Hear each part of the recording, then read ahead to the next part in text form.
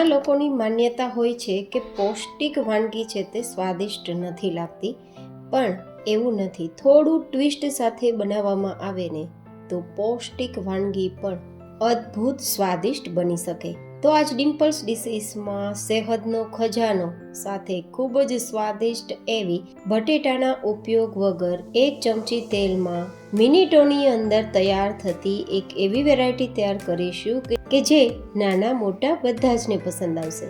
તો ચલો રેસીપી શરૂ કરીએ. તો સૌથી પહેલાં બનાવીશું આજની વેરાયટીમાં મજા આવે તેવું મીઠું દહીં. તો જેમના માટે લગભગ 1 થી 1.5 કપ જેટલું દહીં લેશું. દહીં એવું જ પસંદ કરવાનું કે જેમાં પાણી ના હોય. જો દહીંમાં પાણી હોય તો આપણે જેવી રીતે મઠ્ઠો કે શ્રીખંડ બનાવતી વખતે કપડામાં બાંધીને પાણી નિતારીએ છીએ ને, તે જ રીતે 10 મિનિટ કપડામાં બાંધીને રાખવું જેથી પાણી નીતરી જાય. પણ મારા દહીંમાં પાણી નથી તો હું અહીંયા નિતારતી નથી. હવે દહીંની ખટાશને મેન્ટેન કરવા 1 ચમચી આપણે ખાંડ ઉમેરીશું અને સ્વાદ પ્રમાણે કે અડધી નાની ચમચી જેટલું નમક ઉમેરીને મિક્સ કરી દઈશું. આ રીતે ખટાશ મીઠાશ મેન્ટેન કરેલું આપણું મીઠું દહીં આજની વેરાયટીમાં ખૂબ પસંદ આવશે. જો તમારું દહીં વધારે ખાટું હોય તો મીઠાશ વધારે ઉમેરવાની રહેશે. આ રીતે ફેટીને એકદમ સ્મૂધ કન્સિસ્ટન્સીવાળી આપણી આ દહીં છે તે તૈયાર કરવાનું છે. અત્યારે તમે જુઓ એકદમ સરસ સ્મૂધ આપણી કન્સિસ્ટન્સી તૈયાર છે. આ રીતે ચમચના પાછળના ભાગથી જોઈએ ને તો એક પ્રિન્ટ થવી જોઈએ, કોટિંગ થવું જોઈએ. આવું ટેક્સચરવાળું દહીં તૈયાર કરવા માટે જ દહીંમાં પાણી ના હોય તે ખૂબ જરૂરી છે. બસ એટલા જ માટે મેં તમને પાણી વગરનું દહીં લેવાનું સજેશન આપ્યું છે. હવે આ દહીં છે તે તૈયાર છે તો તેને ચીલ કરવા માટે ફ્રીઝમાં રાખી દઈશું. હવે તૈયાર કરીશું ઇન્સ્ટન્ટ તીખી ગ્રીન ચટણી. તો ગ્રીન ચટણી તૈયાર કરવા માટે હું પ્રીમિક્સ પાવડરનો ઉપયોગ કરીશ. મેં હમણાં જ ડિમ્પલ્સ ડિશીસમાં ગ્રીન ચટણીનું પ્રીમિક્સ પાવડરની રેસીપી શેર કરી છે. જો તમે ના જોઈ હોય તો ઉપર આઈ બટનમાં લિંક આપી દઈશ, તમે જોઈ શકો છો.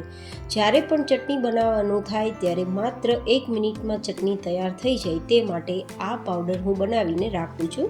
તો આ રીતે 1 ચમચી પાવડર લીધું છે અને પછી તેમાં જરૂર મુજબ પાણી ઉમેરી આ રીતે કન્સિસ્ટન્સી આપણી ચટણીની આવે તેવું મેં તૈયાર કર્યું છે. તો કેવું લાગ્યું તમને ફટાફટ પ્રીમિક્સમાંથી ગ્રીન ચટણી તૈયાર કરવાની આ રેસીપી? તો આ જોવાનું પણ બિલકુલ ના ચૂકતા. તો આ ગ્રીન ચટણી પણ તૈયાર છે. હવે તૈયાર કરીશું ખાટી ચટણી, એ પણ આંબલીના ઉપયોગ વગર અને ફટાફટ. તો જેમના માટે આપણે એક વાસણને ગેસ ફ્લેમ પર રાખશું અને તેમાં અડધા ગ્લાસ જેટલું પાણી ઉમેરી આ પાણીને આપણે ગરમ કરીશું.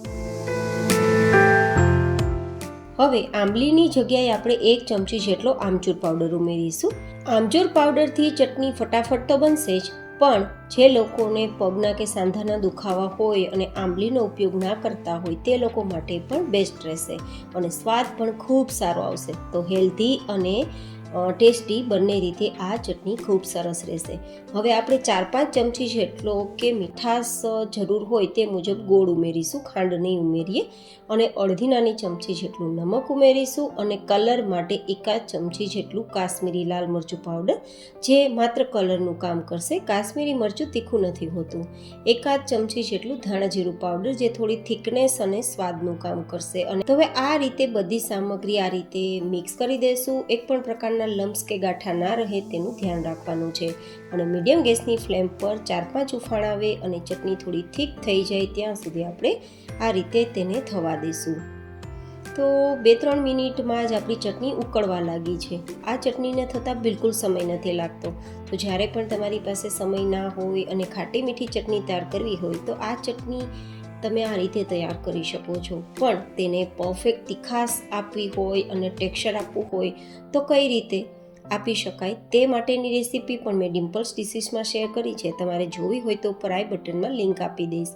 તો આ ચટણી તૈયાર થઈ ગઈ છે. તેને નીચે ઉતારી ઠંડી કરીને આપણે ઉપયોગમાં લેવાના છીએ. તો અત્યારે સાઈડમાં રાખી દઈએ. હવે તૈયાર કરીશું આપણે ઇન્સ્ટન્ટ ટીકી, એ પણ બટેટાના ઉપયોગ વગર.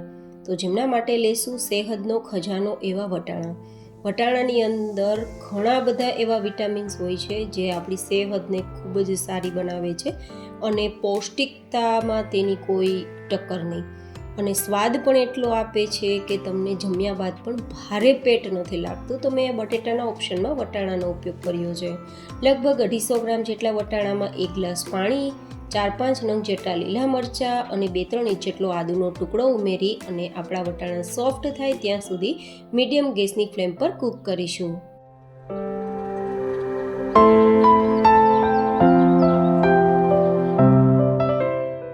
આ રીતે 2 જ મિનિટમાં આપણા વટાણા સોફ્ટ થઈ જશે, કારણ કે આપણા વટાણા ફ્રેશ છે. જો તમારે ફ્રોઝન વટાણાનો યુઝ કરવો હોય તો પણ કરી શકો છો, અને ફ્રેશ અવેલેબલ હોય તો તે પણ લઈ શકો છો. તો આ રીતે આપણા વટાણા સોફ્ટ થઈ ગયા છે. પછી આપણે તેને બહાર કાઢી લેવાના છે, અને બહાર કાઢ્યા બાદ મિક્સરમાં લઈ લેશું. થોડું હલકું ગરમ હોય ત્યાં જ મિક્સરમાં લઈ લેવાનું છે, નહીં તો તેને પેસ્ટ બનાવતી વખતે પાણીનો ઉપયોગ કરવો પડશે. પણ જો આ રીતે ગરમ હશે તો પાણીના ઉપયોગ વગર જ તે સ્ટીમના કારણે સરસ મેશ થઈ જશે. અધકચરું મેશ કરવાનું છે, બહુ વધારે મેશ નથી કરવાનું. અને આ રીતે મિક્સરનો ઉપયોગ કરશો ને તો ફટાફટ તમારી વેરાયટી તૈયાર થશે. જો કે તમે મેશરથી પણ મેશ કરી શકો છો અને આ રીતે માવો બનાવી શકો છો, પણ મિક્સરમાં માત્ર 30-40 સેકન્ડમાં તૈયાર થઈ જાય છે.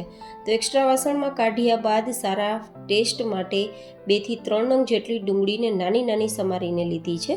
ગરમીની સિઝનમાં ડુંગળી છે તે આપણે લૂથી બચાવે છે અને લોહીને પાતળું રાખે છે. તો જો તમે ખાતા હોય ડુંગળી તો જરૂરથી ઉપયોગમાં લેજો. ના ખાતા હોય તો તમે અહીંયા કોબીનો ઉપયોગ કરી શકો છો, ગાજરનો ઉપયોગ કરી શકો છો. હવે અહીંયા આપણે બાઇન્ડિંગ માટે 2 ચમચી જેટલો કોર્નફ્લોર લોટ લેશું. કોર્નફ્લોરની જગ્યાએ આરારોટ લઈ શકો છો, તપકીર લઈ શકો છો, અને ઘઉંનો લોટ પણ લઈ શકો છો, રવો પણ લઈ શકો, અને ચોખાનો લોટ પણ લઈ શકો છો. 1 નાની ચમચી જેટલું નમક ઉમેરી દઈશું. હવે 1 પેકેટ મેજિક મસાલા પાવડર ઉમેરી દઈશું, જો કે ઉમેરવું ઓપ્શનલ છે. અડધી નાની ચમચી જેટલો આમચૂર પાવડર, જે ખટાશનું કામ કરશે. સાથે થોડા લીલા ધાણા ઉમેરી દઈશું. 1 ચમચી ધાણા જીરું પાવડર ઉમેરી દઈશું અને ચપટી જેટલી હિંગ ઉમેરી દઈશું. અને હવે બધું સરસ મિક્સ કરીશું. મિક્સ કરતાં જરૂર મુજબ આરારોટ કે કોર્નફ્લોર કે પછી તમે ઘઉંનો લોટ ઉપયોગમાં લઈ શકો છો, જો વ્યવસ્થિત બાઇન્ડિંગ ના થાય તો.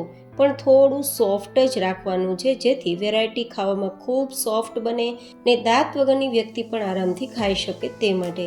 તો આ રીતે લગભગ 2 ચમચી જેટલા કોર્નફ્લોર લોટથી આપણે સરસ બાઇન્ડિંગ થઈ ગયું છે. અને હવે એકવાર તેલથી હાથને ચીકણો કરી પછી થોડું થોડું હાથમાં લઈ આ રીતે થેપલી કે ટિક્કી જેવું તૈયાર કરીશું. થોડું પાતળું રાખીશું, કારણ કે આજે આપણે તળવાના નથી ને, તો શેકવાથી ઉપર થોડો ક્રન્ચી ટેસ્ટ એન્ડ લુક આવે, ટેક્સચર પણ આવે અને અંદર સુધી કૂક પણ થઈ જાય. તો આ રીતે પાતળું તૈયાર કર્યા બાદ હવે આપણે થોડો ઉપરથી ક્રન્ચી ટેસ્ટ આપવા માટે આ રીતે ઘઉંની જે શેકેલી સેવ હોય તેનો ઉપયોગ કરું છું. આ શેકેલી છે, જેથી આપણે તળિયા વગર પણ આ સેવનો ઉપયોગ કરવો હોય તો કરી શકીએ. અને ઘઉંથી તૈયાર થયેલી છે, તો એકદમ હેલ્ધી પણ રહેશે. હવે આપણે તળવાના નથી, તો તેને શેકવા માટે એકવાર તેલથી ચીકણો કરેલો તવો આપણે મીડિયમ ગરમ કરીશું અને તેમાં આ રીતે જેટલી સમાય તેટલી આપણી ટિક્કી કે થેપલી કે જેને કટલેસ તમે કેવું હોય તો પણ કહી શકો, તેને મૂકી દેવાની. અને ઉપરથી ઈચ્છા હોય તો તેલ લગાવી શકો છો, પણ હું એકદમ ઓઇલ ફ્રી તૈયાર કરવા માટે તેલ નથી લગાવતી. અને બસ 1 મિનિટ માટે ધીમા ગેસની ફ્લેમ પર કૂક કરશું.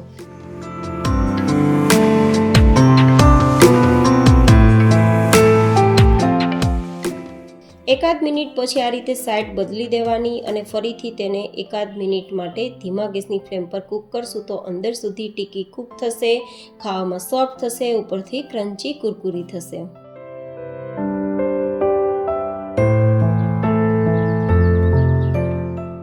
તો ફરીથી 1 મિનિટ પછી આપણી ટિક્કી ઓલમોસ્ટ રેડી થઈ ગઈ છે. આપણે એટલી જ પાતળી રાખી છે કે ફટાફટ તૈયાર પણ થઈ જાય અને તળવી પણ ના પડે.